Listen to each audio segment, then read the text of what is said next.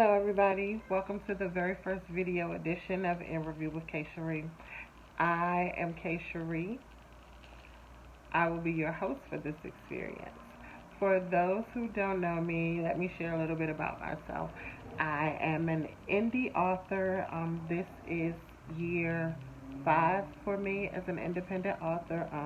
I've always been independent since my first launch. Some of my titles are the Queen of DC series, the Package Deal series, Mikki and Miko series. Eventually, I'm going to write a standalone, but right now, I'm pretty much seriesed out. Trying to think, am I forgetting any that my newest addition to my book babies is Lola. All my titles are available on Amazon. They are available in paperback as well.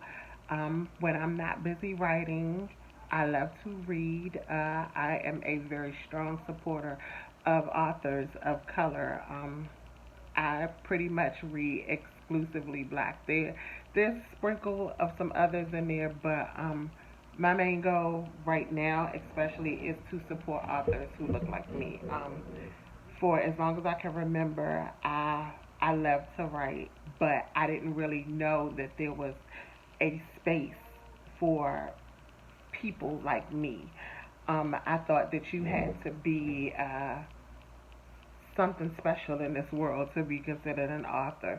And I use quotations with that because, I mean, I didn't think that there was a space for just regular girls from DC to write. And when I discovered that, because some of my favorite authors are people from my own hometown, just because, not only do they write dope books, but they're just like dope people, period. But anyway, so I am a strong supporter of African American authors. That is pretty much what you will see here.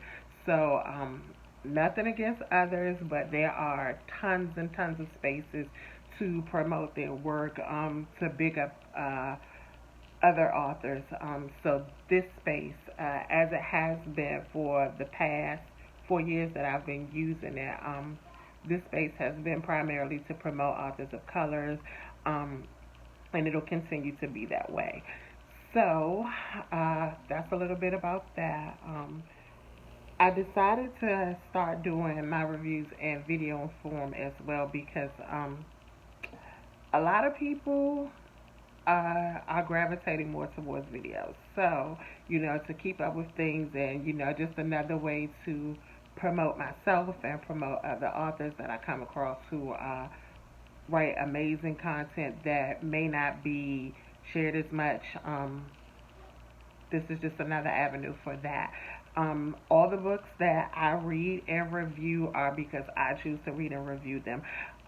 As much as I love connecting with other authors, talking with them about their work, I do not do solicited reviews anymore, because it puts this layer into the whole process that kind of it bothers me.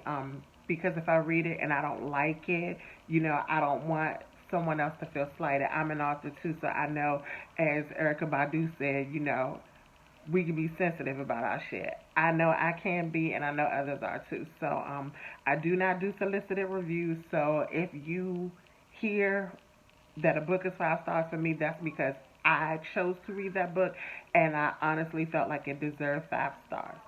So I'm not gonna hold you too much with that. So because it is New Year's Eve, what I wanted to do was wrap up my favorite reads from 2020. I I was going through some of my social media stuff, and I noticed that I did not share everything everywhere. It was this a lot going on. 2020 has been a MF for real. So within dealing with all of that, I may have missed some avenues and forgot to post a few reviews. So what I want to do to start this video journey is to just go back and give a shout out to some of my favorite books of 2020, and then I'll be moving forward with what I'm reading in 2021, and I am also going to be doing my Throwback Thursday edition of In Review with K Sherrie, where I revisit books that I read and reviewed in the past, and just bringing that back out because there may be somebody who didn't know that a book that I read in 2014 was as dope as it is, and just trying to push as much as I can to help fellow authors get seen, get recognized, get their books in people's hands, because there are so many talented individuals out there, and it's sometimes it can be really hard. So this is just my little piece, my little give back, if you will, to those like me. Before we get started with the reviews, as I said, even though I'm going to use this space to big up and shout out the amazing reads that I come across, I am also going to use this space to talk about the amazing reads that I have created because yeah, I'm dope. I'm sorry. Just yeah. Okay. So anyway, the first book that I want to share with you all from my pen is this baby right here, The Package Deal. I'll read the synopsis to you, and then I can tell you a little bit about it, and then we'll move on and we'll start talking about some of these amazing reads that I discovered in 2020. So, The Package Deal by K Sherrie. That's me. Here we go. And as you can see, it is available in paperback. It is available in ebook, Amazon, me, however you need to get it. You can reach out to me. I have paperbacks on deck. Amazon has them if you want to go that route. However, just make sure you get it. Make sure you leave a review. So, here we go. Reynard and Contessa Blackwell are newlyweds. They fought a long and hard road from their first meeting to the I do's, complete with the drama worthy of a Monday night reality TV show. It's taken years for Reynard to see the gem he has in Contessa, but now that he finally has and made her his wife, life is picture perfect. Up until a trip to the grocery store attempts to shatter that picture. A blast from Reynard's not so distant past, Tamika lives in a delusional world where it's her and Reynard forever. She is determined to make him see that she's the one for him, and being pregnant with his child is proof of that. Reynard quickly finds himself being pulled in two different directions, trying to be the husband his wife deserves while trying to be the father his child needs. While Contessa struggles to figure out if she can handle this package deal. Being married to a man with a child is hard, but being married to a man with a baby is damn near impossible. This labor of love right here. This is one of my favorite books. It's so juicy. It. I don't want to give too much of it away, but as you can see, there's a couple. They've gone through their shit. They get it together. He's flying right. He's in love. They've gotten married after all these years, and then he has to answer for something that he did before he got his shit together. So it's like imagine you've been with somebody for years and they have a drug addiction. You think they're just an alcoholic. And then they finally get their shit together and then it falls out of the closet that nah, they was smoking crack too. So now he has to adjust to all of that. So that's pretty much what happens here. Something from when he was doing his dirt pops up and she's like, surprise, I'm pregnant. And they go through the motions where just trying to see if they can withstand that, if she can handle being with a man who has a baby that's not hers, if he can handle still being a stand-up husband to his wife and their children, as well as a father to this new baby. It's juicy, it's drama. Tamika is a full-blown nut case. I mean, like, get your car crashed by a metro bus nut case. It's amazing. I'll put it like that. This is one of those books where even though I wrote it, I read it and I'm like, wow. that happened. Like, really, she did that. So, yeah, make sure you check it out. Again, this is The Package Deal by K Sherrie. It's a three-part series. It's part one is just the package deal. Part two is hard lessons, and part three is a mother's pain, a father's regret. I believe it is. I have to double check on that. The tagline always throws me, but again, the package deal by K Sherrie. Make sure you check it out. If you've already read it, please let me know what you think of it. You can leave a review. You can inbox me, DM me. I don't care. Just let me know what you think of it. Even if you hated it, I still want to know. I am one of those authors who I want to know what you think. So please do not hesitate to share your thoughts and opinions with me. Again, The Package Deal by K Sherrie. Go ahead, get it now. So now, let's talk about my favorite book from 2020. This book, I do not remember why I came across it. I think I saw it in a book group or something. That's another thing about me. A lot of my books that I do end up reading, I will just like be scrolling through Facebook. I might pop into a group and I'm just looking around the same groups that they say don't drop your links in, or nobody pays attention to that. I am one of those people who actually do. If I have 100 people shouting at me saying this book is dope, this book is dope, you should read this, you should read this, I probably won't read it. I like to find those little nuggets by myself and wander across them. I'm not a popular reader. I'll put it like that. Yeah, so I don't usually read what's hot at the moment or what everybody else is reading unless I just happen to like stumble across it and grab it from there. But anyway, Hood Feminism by Nikki Kendall. Okay, so my review, I do want to share that with you all for this book. It was this book. If you get it, I recommend that you get it in audiobook. Just to keep things transparent with us.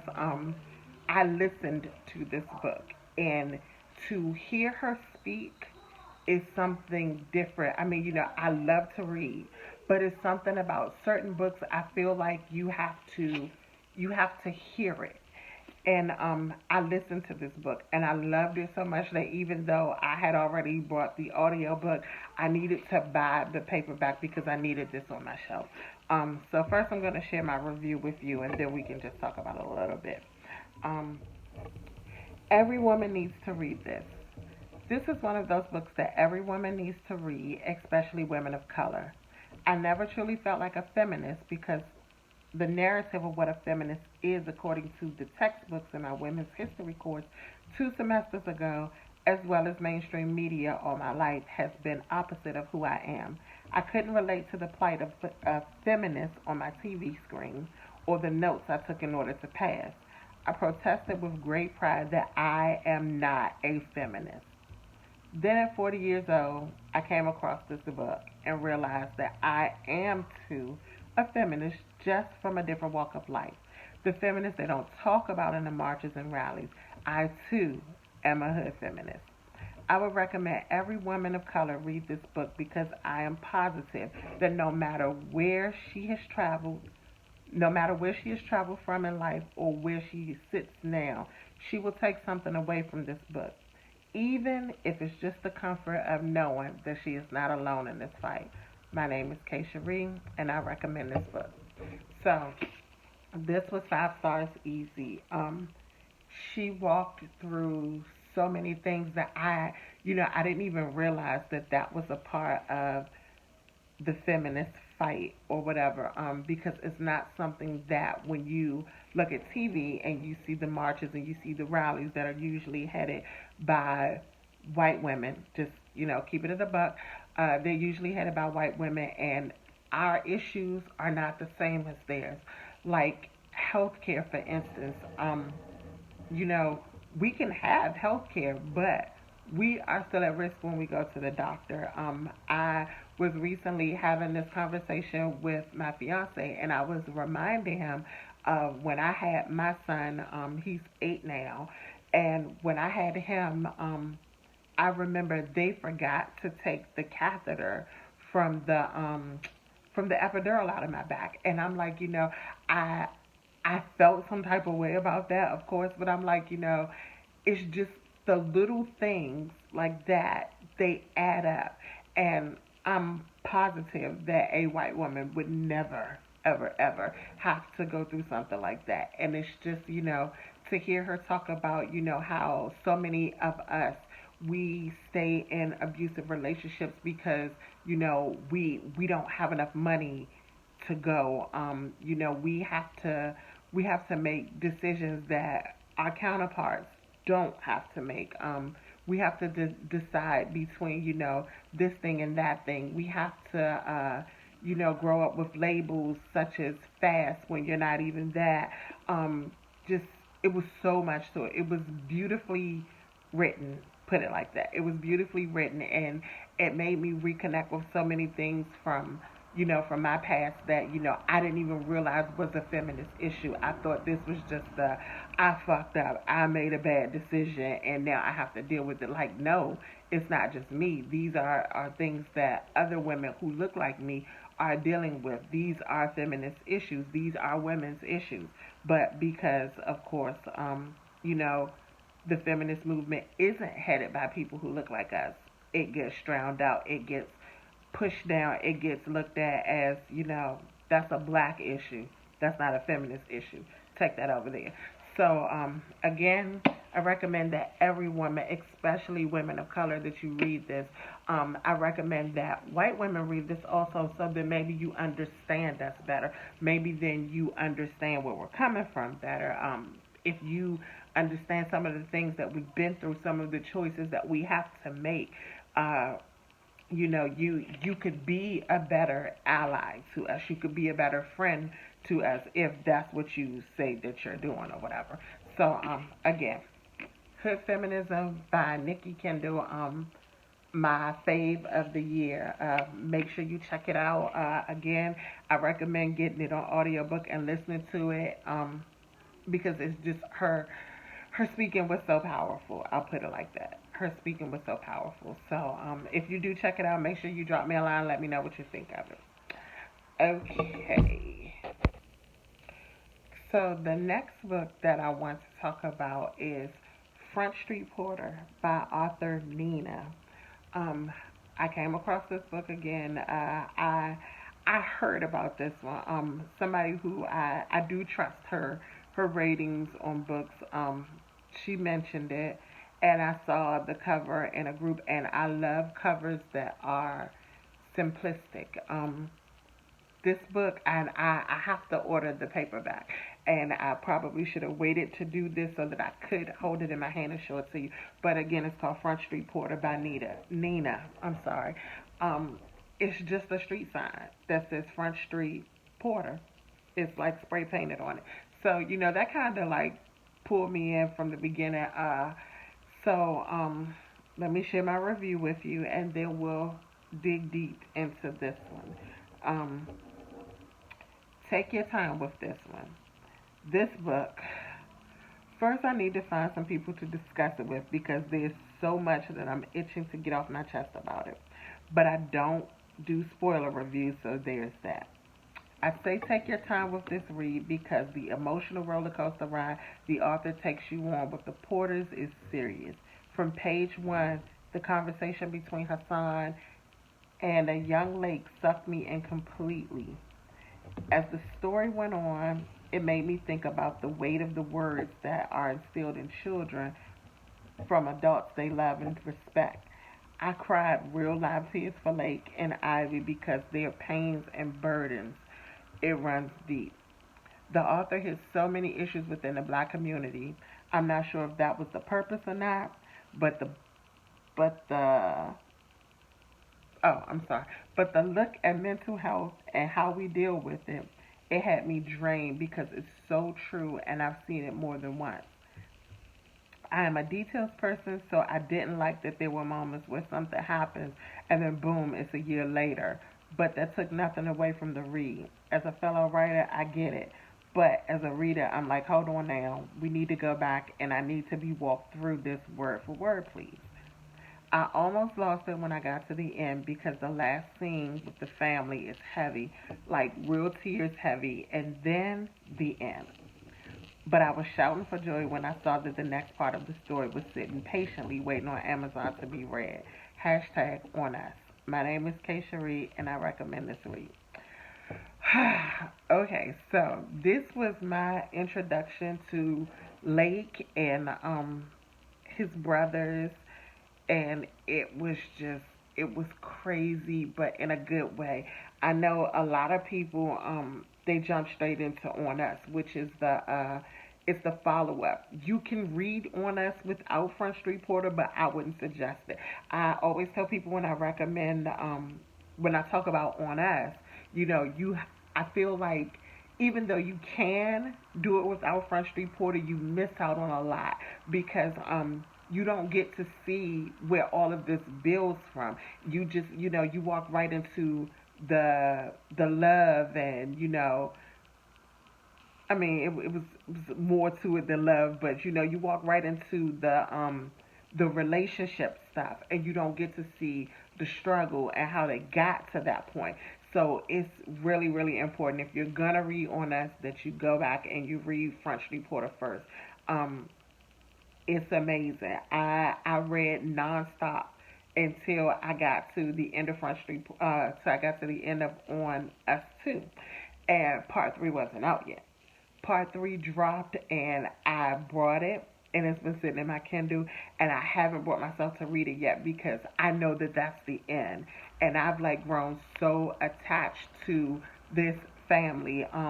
Their dysfunction is like nothing I've ever seen before, and I mean, I write dysfunctional shit.